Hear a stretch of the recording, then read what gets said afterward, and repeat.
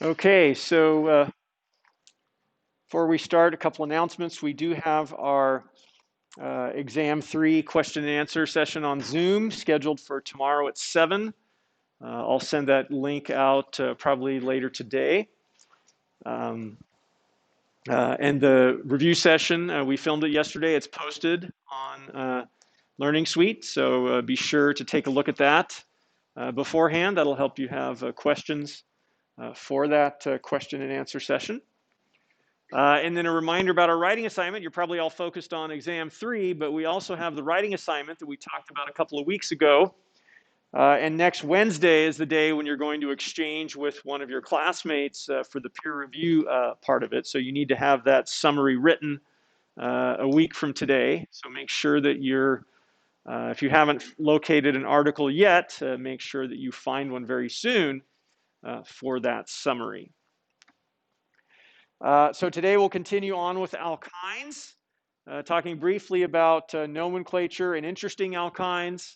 Then we'll start to talk about addition reactions of alkynes, the addition of HX, the halogenation, and then the hydration of alkynes. But first, some nomenclature. So the key thing to remember with alkyne nomenclature is our suffix is "-ine".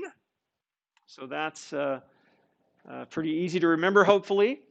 And alkynes have the same priority as alkenes in IUPAC nomenclature, okay?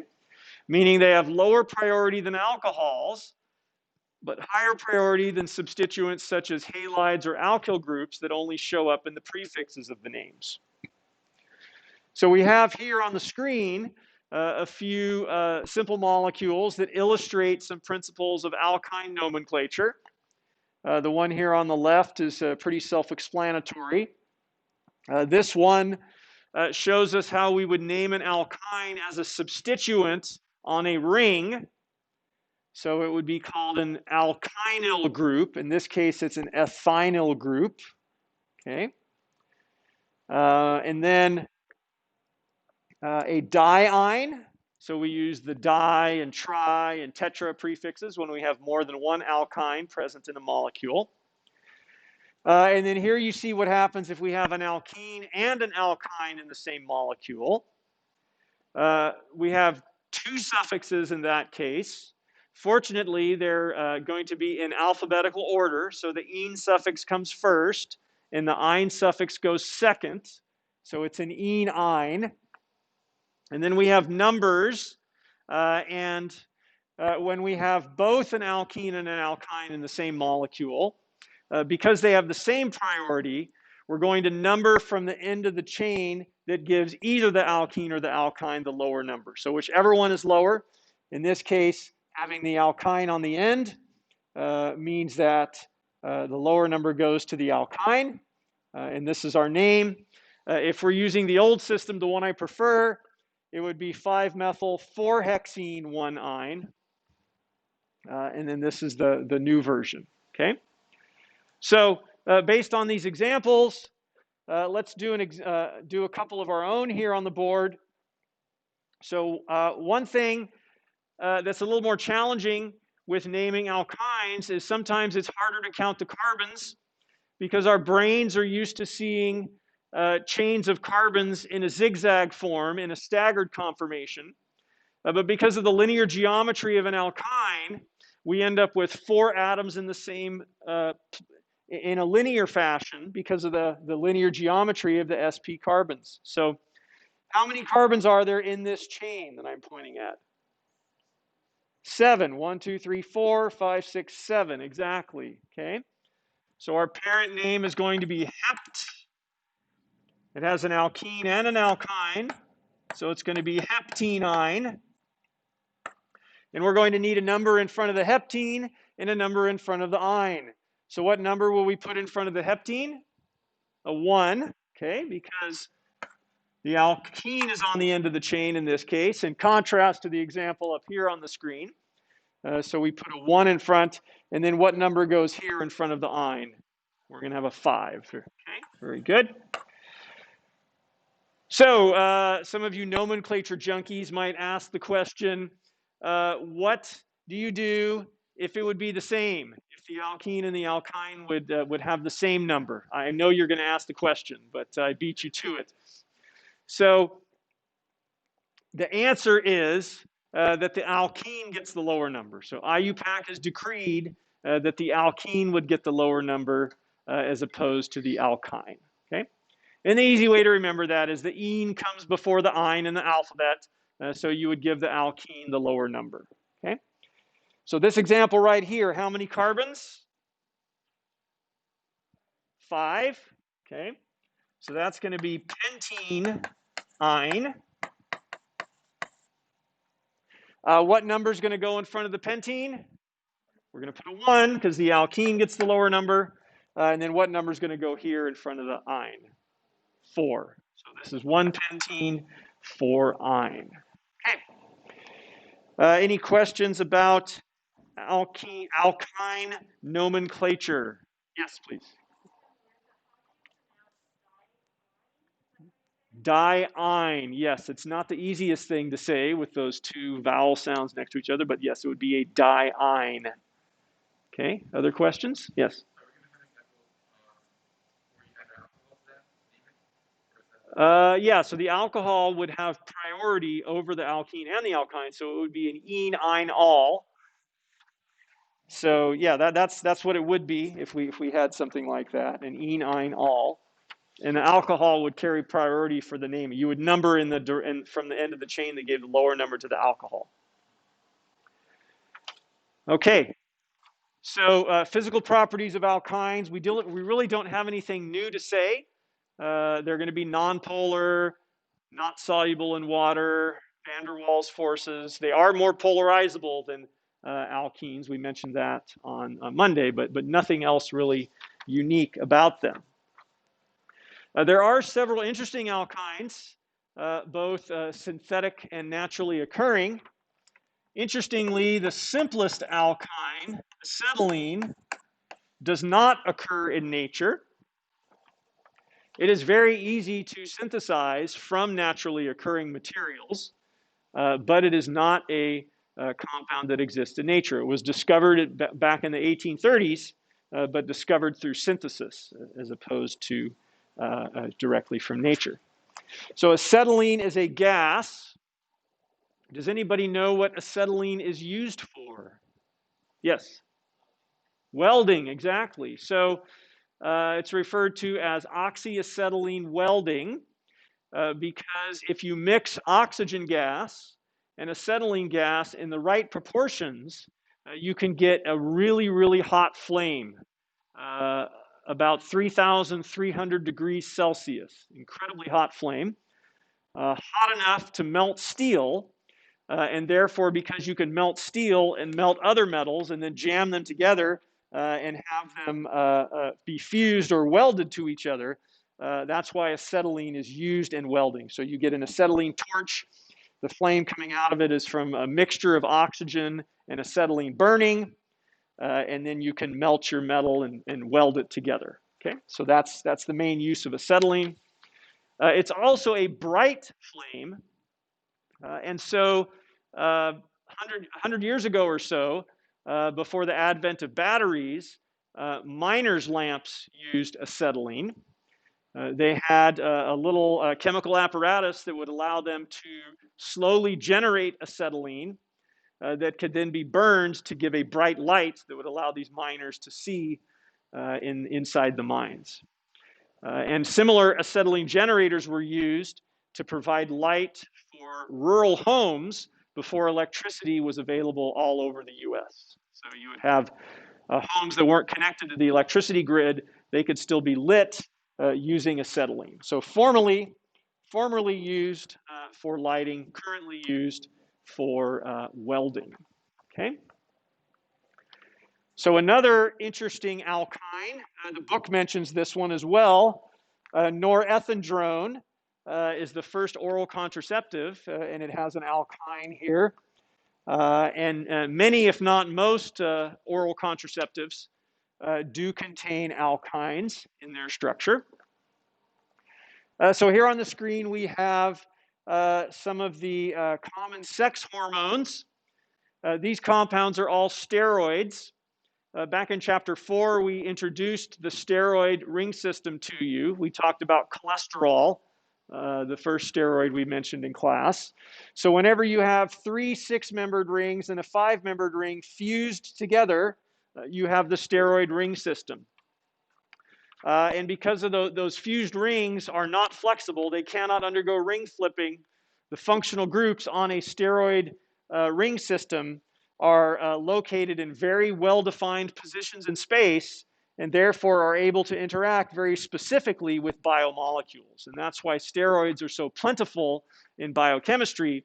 They can serve a host of functions, including regulating various sex-related cycles, and causing many of our secondary sex characteristics. So you see here, if you look closely, you see there's not much difference in structure between testosterone and estradiol. Testosterone has an extra methyl group. Testosterone also has an extra hydrogen atom because there's no double bond here. So essentially the difference between men and women comes down to a methyl group and a hydrogen atom. Not much. And then we have progesterone down here. Progesterone is a female hormone that suppresses ovulation. When women become pregnant, their bodies produce progesterone, and that is a signal to not ovulate, to not release any more eggs. And progesterone is also released at certain stages of the certain times in the menstrual cycle. Okay. So norethindrone is a mimic of progesterone. You see it has a very similar structure to progesterone. And interestingly, it was not designed to be an oral contraceptive. That was not the purpose of it. It was somewhat of an accidental discovery. So in the early 1930s, research on hormones was starting to take off. But it was very difficult to get these compounds because our bodies produce them in very small quantities. We talked a little bit about the sex hormone of the cockroach, the paraplanone bee, back in chapter 9, and how many virgin female cockroaches were sacrificed to produce it. So the first sex hormone to be isolated and characterized was androsterone, which is a relative of testosterone. So the poor researchers who did this, they collected 15,000 liters of urine from males, and they extracted out 15 milligrams of the hormone from 15,000 liters. Okay? Not a very fun research project. I'd hate to have that as my PhD thesis assignment. Progesterone was obtained, so horses produce the same hormones. So pregnant mares secrete progesterone. So you had somebody who was in charge of collecting the urine from these mares and extracting out the progesterone. And they could sell it for about $1,000 a gram to researchers who were trying to study the steroid hormones and learn about their structures and functions. Okay. So very expensive to do steroid research in the 1930s. So along came a chemist named Russell Marker. He was a professor at Penn State University. And he knew that plants produce steroid-like compounds.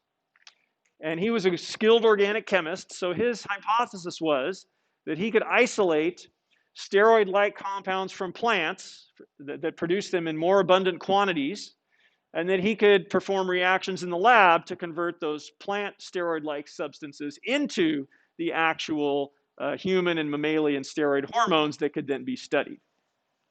So he first took sarsaparillin. This molecule comes from the sarsaparilla vine, which is used to create the flavoring of root beer. And he used acid. It has a carbohydrate portion of the molecule. He cleaved that off initially to generate this compound called sarsapagenin. And you see here, these 4 rings look very similar. They're essentially the steroid nucleus. And he was able to perform some reactions in the lab to convert this into progesterone. So his hypothesis was correct, but he wasn't able to get enough of this material to produce enough progesterone for the research he wanted to do. So he started looking for other plants that would produce higher quantities of these molecules. And in 1942, he learned that there is a wild yam that grows in the Veracruz area of Mexico that was reported to produce larger quantities of these steroid-like molecules than the sarsaparilla vine.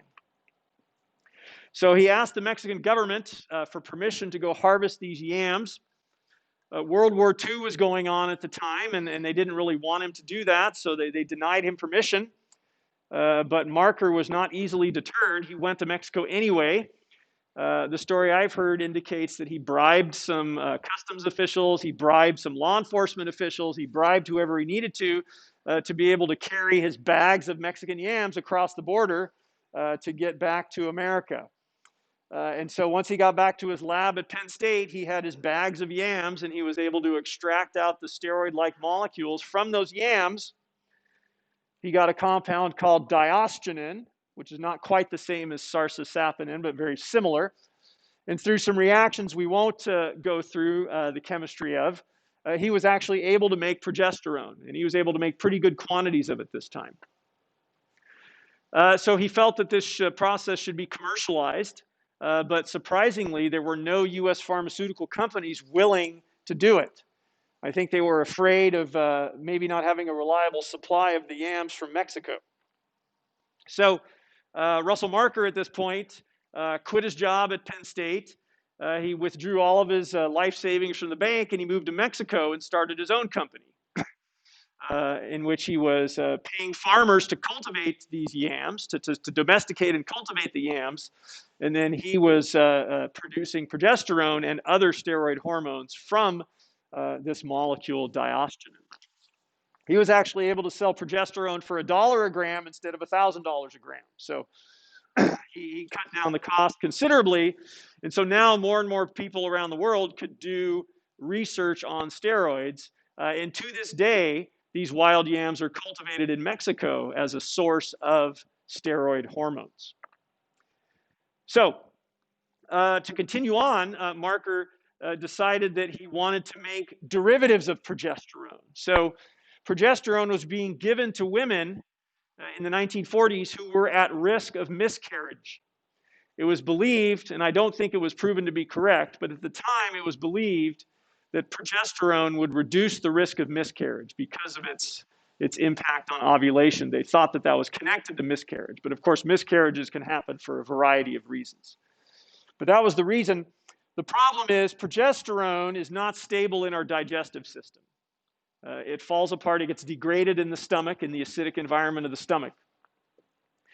So they were injecting it into these women, and they were in large quantities in order to get the desired effect. So he wanted a molecule that would be more potent than progesterone at suppressing ovulation, and a molecule that would be bioavailable, meaning it would survive the stomach. You could take it orally, and it would be able to get to the desired site of action in the body.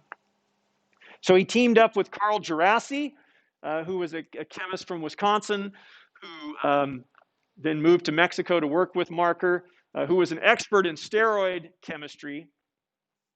And Djerassi had a hypothesis. He felt that if he removed the methyl group from progesterone, that the molecule would be more potent at suppressing ovulation. And he also felt that if he attached an alkyne, if he took out this ketone here and attached an alkyne to the D ring of the steroid system, that the molecule would be more bioavailable, that it would be more stable in the digestive system. So I'm not sure exactly what role the alkyne plays in that process, but he was correct. The molecule they made, norethindrone, in 1952, they showed it to be 8 times more potent than progesterone at suppressing ovulation, and it could be taken orally. But notice that all the scientists working on this were men, and they had no idea of the oral contraceptive application of this molecule. They were just focused on using it to prevent miscarriages, which it really did not do.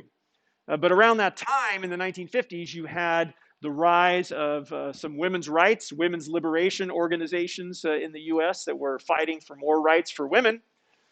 And one of these organizations learned about this research and learned about this molecule. They learned that there was an uh, orally available progesterone mimic that could suppress ovulation. And they said, we know what this can be used for.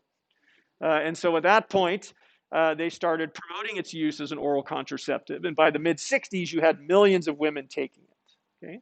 Question.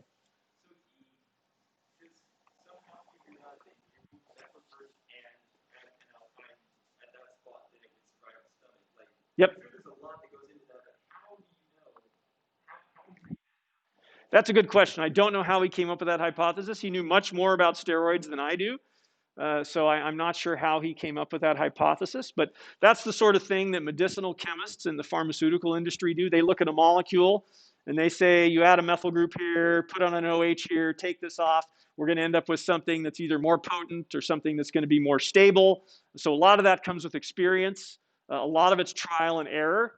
A lot of it involves making a lot of derivatives of these molecules and seeing which ones have the desired effects. So I'm not sure of all the details of how much trial and error were involved. It was unlikely that that was the first hypothesis he came up with. There probably was some trial and error. But anyway, that's the sort of thing that medicinal chemists in the pharmaceutical industry today are doing. So anyway, just a brief story about norethindrone, kind of accidentally discovered as the first oral contraceptive. So alkynes also do exist in nature. We've talked about a couple that don't. An interesting alkyne that exists in nature is this huge molecule called calicheamycin. So this compound is an anti-cancer agent. And it is what we refer to as an enediene. It has an alkene with two alkynes close by. So when you have this arrangement here, that's called an enediene. You might imagine this ring is fairly strained with all those sp2 and sp carbons in the ring. It certainly is, and that is how it is such a potent molecule. This next slide here shows you a little bit about its mode of action. This involves chemistry we won't get to until chapter 15, so we won't ask you to draw this mechanism on the exam, but it's very interesting. So what happens, this trisulfide region of the molecule is basically a trigger. When this gets inside of a cell, two of the sulfurs get cleaved off. This negatively charged sulfur then attacks this alkene. And what that does is it changes the conformation of the ring that contains the alkynes and the alkene. And it brings these two carbons close enough together to get this radical rearrangement, making this benzene ring that now has two radicals on it. So a diradical, very, very high energy species. When radicals encounter DNA, they abstract hydrogen atoms from the backbone of the DNA, and that causes the DNA to fall apart. It can't replicate at that point.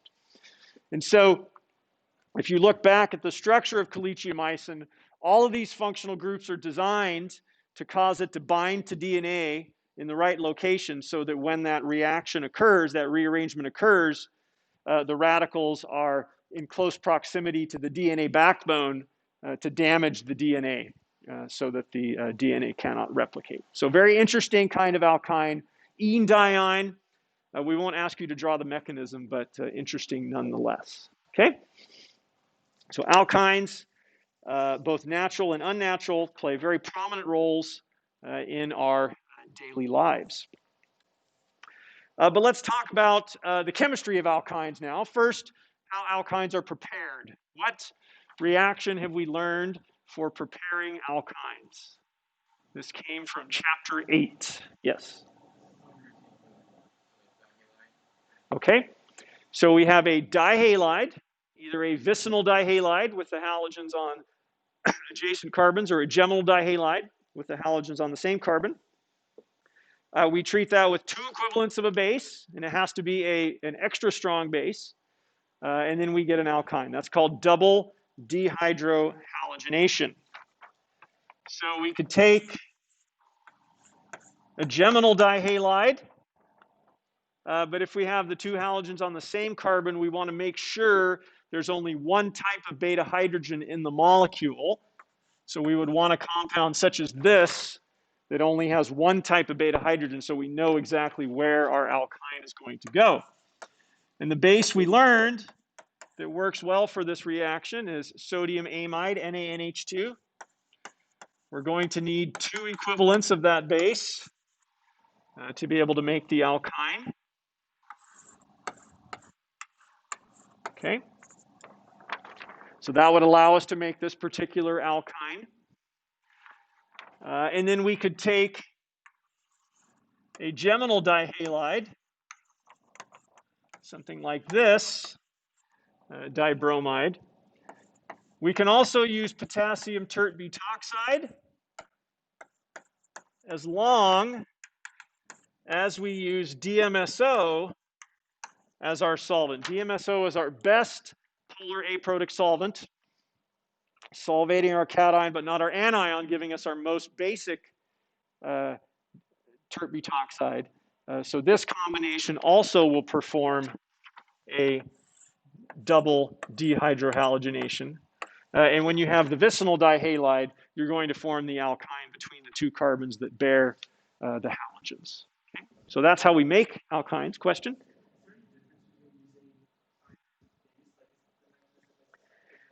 The mechanism is going to be the same. So in any specific case, if you were in the lab, you might get a better yield with one than the other. I'm not sure which. That's typically why we want more than one way to run a reaction, just so that we can try the different ones and see which one works the best. Question?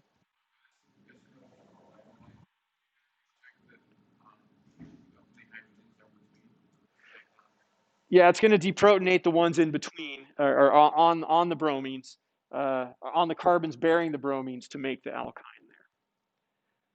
there. Those hydrogens are going to be slightly more acidic because of an inductive effect from the bromine.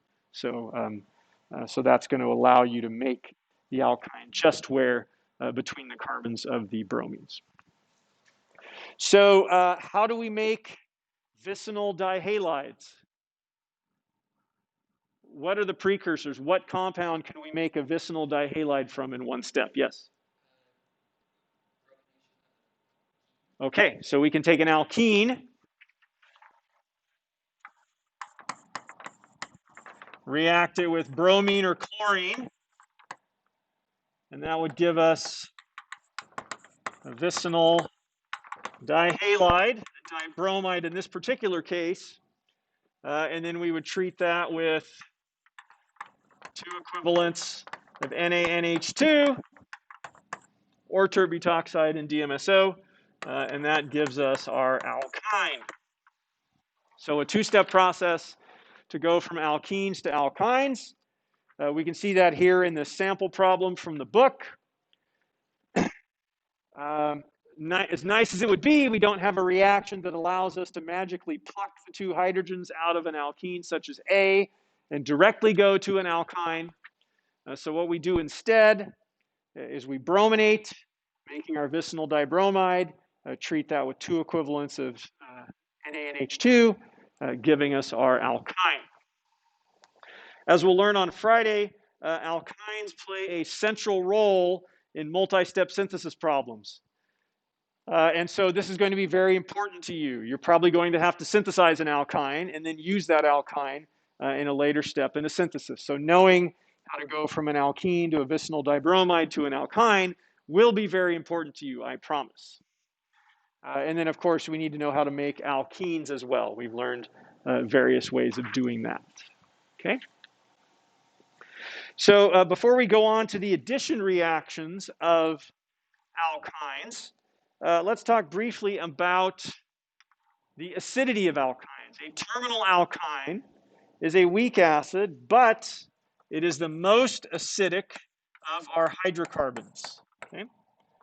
So we can take a strong base and deprotonate a terminal alkyne.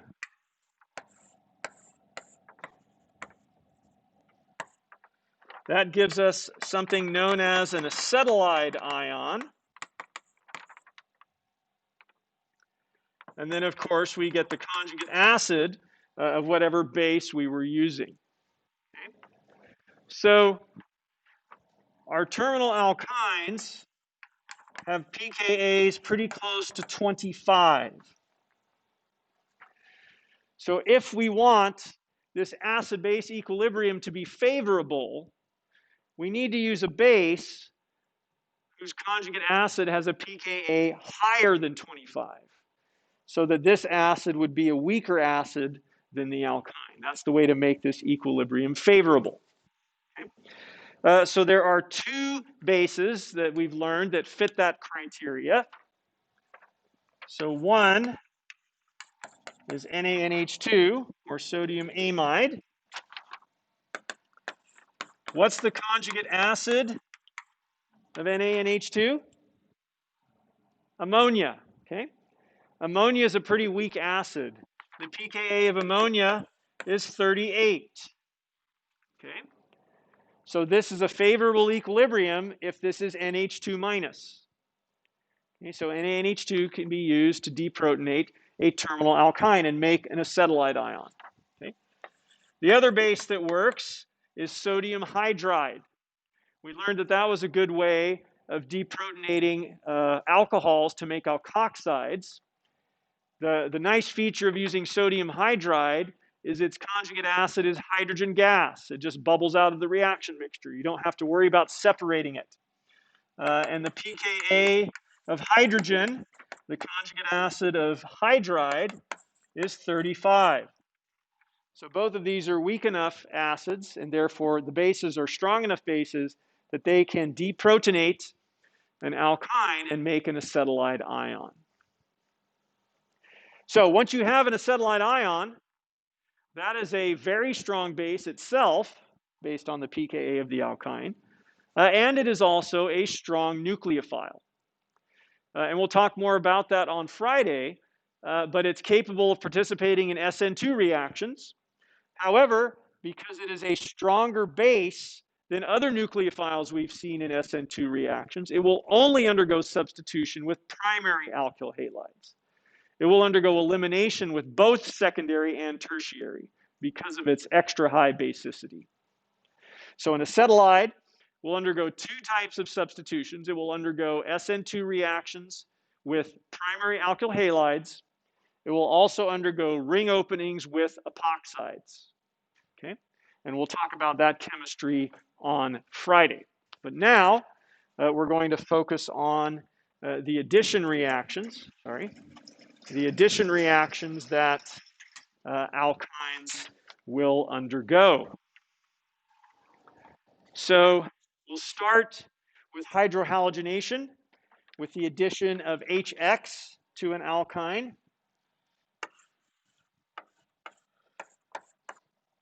Let's use 1-butyne as our example.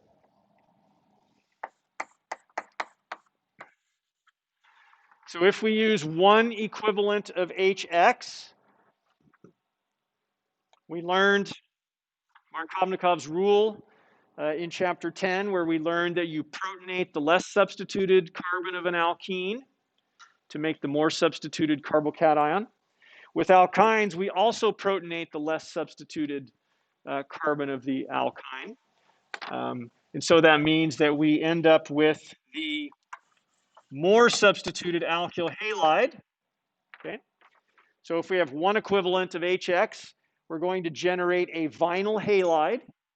It's going to look like this. It's going to have the halogen on the more substituted carbon. And then if we have a second equivalent of HX, we can once again protonate the less substituted carbon, have the halogen attack the more substituted carbon, and that's going to generate a geminal dihalide of this type. So the mechanism of this reaction that we're going to learn is different from the one in the book. Okay? Our book usually does a very good job of simplifying the concepts of organic chemistry, but occasionally it oversimplifies and gives incorrect information. So if you look at the mechanism for this reaction, they form a vinyl carbocation intermediate, which back in chapter 7 we told you is unstable and too high in energy to form. So the book is contradicting itself by showing you that mechanism in an attempt to simplify things. We're going to show you a mechanism that's a bit more complicated than the one in the book, but it's going to better explain the reaction, the data for the reaction and the results of the reaction. So there's kinetic information about this reaction. It says the rate is equal to a constant times the concentration of the alkyne times the concentration of HX squared. Okay? So it's a third order reaction, and it's second order in HX. So how many equivalents of HX are participating in the rate determining step? 2. Okay? So let's draw a mechanism that accounts for that, that also allows us to avoid forming a vinyl carbocation. I might need to move down a little bit. All right. So we're going to initiate the process the same way that we initiated hydrohalogenation of an alkene. Our nucleophilic pi electrons are going to attack the proton of HBr. Okay. But if this is all that we did in the first step of the reaction, then we would be forming a vinyl carbocation. We'd have a positive charge on an sp carbon. That's going to be very, very high in energy. So before we get to the vinyl carbocation, another molecule of HBr will attack that carbon, and then we're going to lose the proton off of that bromine in the process. So we're going to get a transition state, which is unique among transition states that we've seen because it involves 3 molecules colliding. That's very rare, but does happen in this case. So we have a partial pi bond between these carbons. We have a partial carbon-hydrogen bond, a partial carbon-bromine bond. The geometry is somewhere between linear and trigonal planar at this point. We have a partial carbon-bromine bond, a partial hydrogen-bromine bond. Okay. So this will be our transition state. Okay. And then we'll also have a partial positive charge on this carbon because the carbon-hydrogen bond forming is going to be more advanced than the carbon-bromine bond forming at this point. So we'd also end up probably with a partial negative on this bromine. Okay? So again, this is an unusual transition state because we don't typically have 3 molecules colliding simultaneously. Usually that's much, much more rare, much, much less frequent than just 2 molecules colliding. But having 3 molecules collide allows us to avoid a high energy vinyl carbocation and therefore is a lower energy pathway. Question? This is not a substitution, this is an addition. I think there's a 3 in the name for it, but we're not going to actually learn. The names for addition reactions aren't as straightforward as substitution, so we're not going to name the process. Excuse me. We will go ahead and draw the intermediate that we get, though. That intermediate is going to have a double bond. It's going to have a bromine on the more substituted carbon. And then, of course, we're getting H plus and Br minus as part of the process. Okay? All right, so if we have 1 equivalent of HBr, we stop here. But if we have 2 equivalent, well, we've used 2 equivalents, but we've essentially reformed our HBr. So we can use our HBr again. We can protonate the alkene. We've done that before. That's something we're used to seeing. And we'll just come over here, I guess.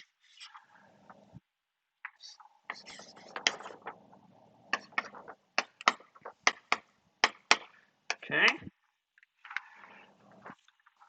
So that gives us the more substituted carbocation, but there's a little bit of a problem here Bromine is electronegative, so inductively it withdraws electrons. You don't want an electronegative atom withdrawing electrons from a carbon that already has a positive charge on it. That would seem to be an unstable arrangement. But is there something else about this bromine that would enable it to stabilize a carbocation? Yes. It's polarizable. Very good. And it has lone pairs. So when we have an atom with lone pairs adjacent to a carbocation, we can draw a resonance structure. We can make a pi bond, a carbon-bromine pi bond in this case. Sorry, not a partial charge, a full charge. Okay. So when we protonate on the less substituted carbon, we make a carbocation that initially doesn't look very stable because of that electronegative bromine, but it's actually a resonance stabilized cation. And so then we have our bromide ion.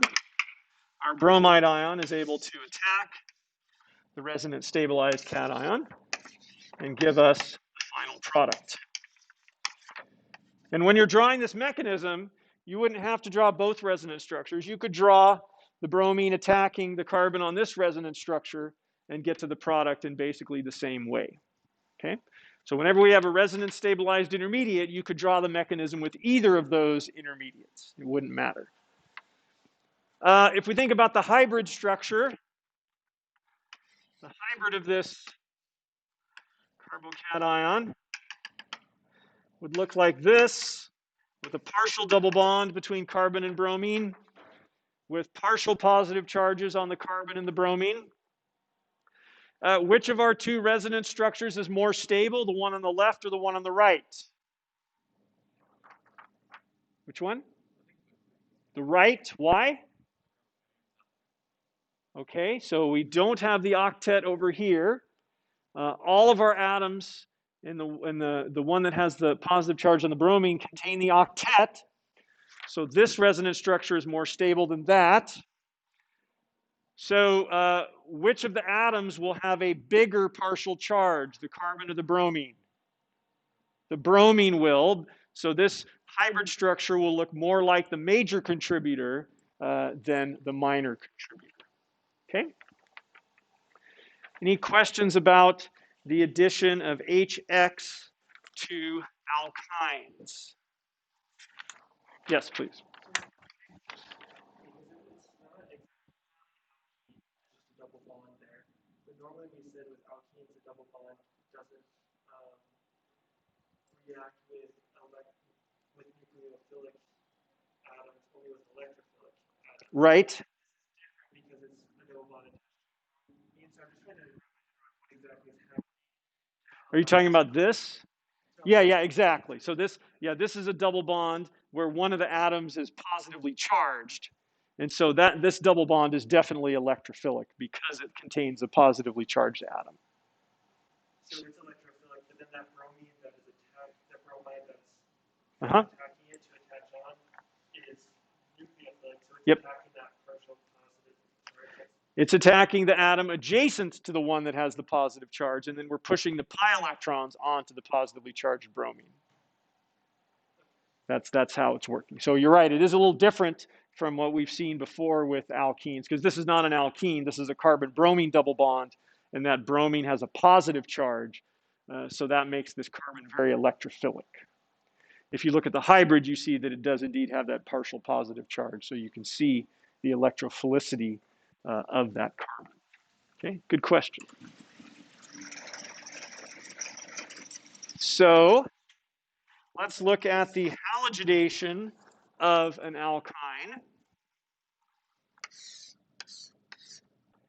So our alkyne will react with bromine or chlorine in the same way that an alkene will.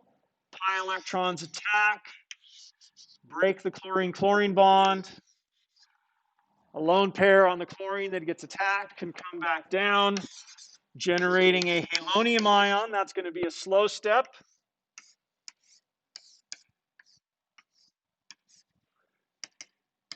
Okay. This halonium ion is even more strained than the halonium ions made from alkenes. What are the ideal bond angles at these sp2 carbons? Those are 120. And they're forced to be 60 degrees. So there's even more angle strain here than we have in a normal halonium ion. So our halide that's produced, is going to open that.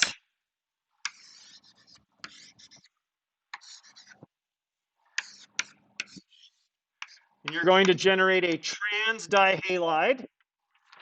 So if you use one equivalent of chlorine, you get a species looking like this. The chlorines are going to be trans to each other.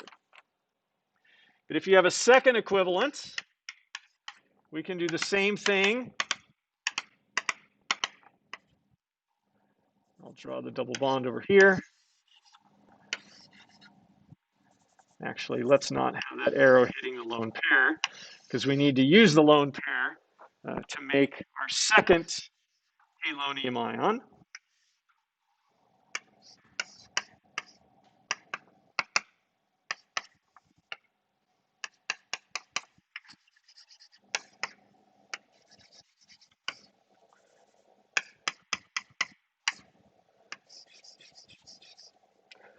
So this reaction has two slow steps. I'm actually not sure which one is slower than the other, but we're forming two halonium ions. And then in the final step, the fourth step of the reaction, we're going to have the chloride produced in the third step come in and open this halonium by inversion. And so what we get is a compound with 4 chlorines, 2 each on adjacent carbons. Okay? Any questions about the halogenation of an alkyne? Yes?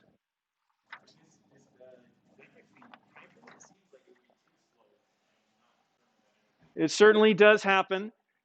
So we're breaking 2 pi bonds and 2 chlorine-chlorine bonds, which are fairly weak sigma bonds.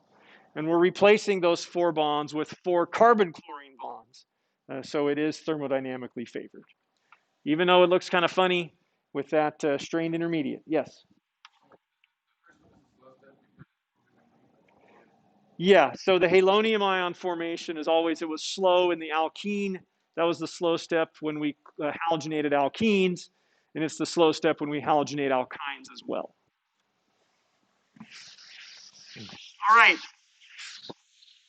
Let's introduce the hydration of an alkyne. And there's a couple things that are different about hydrating alkynes versus alkenes. The first thing is that we need to use a mercury salt, a mercury 2 salt. Mercury sulfate is the one that's typically used. The book is kind of ambiguous on this. The book says you can use it in some cases and not others. We're going to use it in all cases. In order to draw a mechanism that allows us to avoid a vinyl carbocation, we need the mercury salt. So we're going to use it in all cases when we're hydrating alkynes. So as with alkenes, we're going to end up with the more substituted alcohol. I've drawn for you propyne 3-carbon alkene. So if you hydrate a 3-carbon alkene, you're going to end up with the OH group on carbon 2, the more substituted carbon. When we have an alcohol on an alkene, on the same carbon as an alkene, that's known as an enol. Enols are actually not very stable. They rapidly equilibrate with ketones. Sometimes we call this keto instead of a ketone. And so when we generate an enol, there's going to be a very rapid equilibrium to form the keto or the ketone species. The keto and the enol species are known as tautomers. Tautomers are constitutional isomers that equilibrate. Okay? These are constitutional isomers of each other. So usually, when constitutional isomers equilibrate, hydrogens and double bonds are changing position. So we have a hydrogen on an oxygen changing position to a hydrogen on a carbon. The carbon-carbon double bond is getting converted to a carbon-oxygen double bond. We'll show you how that happens. Okay. So here's our enol. Whenever we have sulfuric acid in water, we get H3O+, and we're very used to seeing protonation of an alkene. Okay, we're going to protonate the more substituted or the less substituted carbon, giving us the more substituted carbocation. Just like in the addition of HBr to alkynes, or to our vinyl halide, we're generating a carbocation adjacent to an atom that has lone pairs. So this is a resonance stabilized carbocation.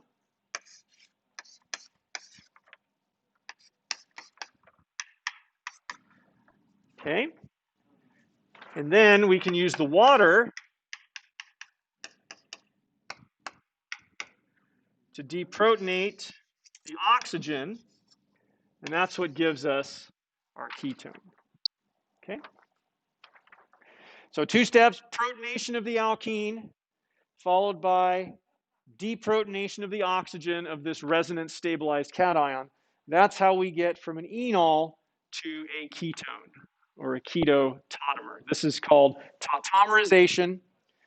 It is reversible, but because the ketone is much more stable than the enol, we essentially get all of the ketone. So when we hydrate an alkyne, we generate an enol by a mechanism that we're going to go over on Friday. But once we get to the enol, we very rapidly form the keto or the ketone species by this tautomerization process. So on Friday, we're going to start by learning a mechanism for this hydration that uses the mercury that allows us to avoid forming a vinyl carbocation. So it is going to be different than the mechanism in the book. Okay, so we'll pick up there. Hopefully we'll see you at our Zoom session on Thursday evening, and make sure you look at the review session video that we've posted.